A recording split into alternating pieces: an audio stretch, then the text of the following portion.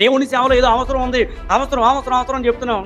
దేవుడు మనకు మంచి ఉద్యోగం ఇచ్చాడు, నెల నెల జీతం పడుతుంది. దేవుడికి చేత ఎప్పుడైనా ప్రేరేపించబడి అయ్యో ఎంత అవసరం ఉందా అయ్యగారు కావాలండి నాది వాడేసుకోండి ఈ నెల అని ఆ సమర్పణ ఉంటుందా మనకి? ఒక ఉద్యోగం చేయడం అది కూడా తలాంతే, దేవుడిచ్చిందే.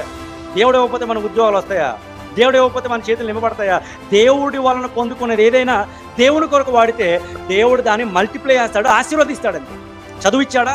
ఆ చదువు దేవుని కోసం వాడాలి. దేవుడు ఆరోగ్యం ఇచ్చాడా? దేవుని కోసం వాడాలి ఆరోగ్యం. అంతేగాని ఆరోగ్యం లేనంతకాలం మందిలో పడి ఆరోగ్యం వచ్చిన తర్వాత మందిరానికి దూరంగా వెళ్ళిపోకూడదు.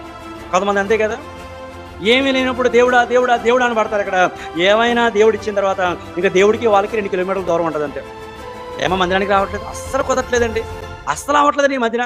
మరి మిగతా అన్ని కార్యక్రమాలకి అవుతుంది కదా నీకు, మిగతా అన్ని చోట్లకి కుదురుతుంది కదా నీకు, మిగతా అన్ని ప్రాంతాలకి 10 నిమిషాలు ముందే ఉంటున్నావు కదా అక్కడ, మరి మందిరం దగ్గరికి వచ్చిన తర్వాత ఎందుకు అవ్వట్లేదు నీకు?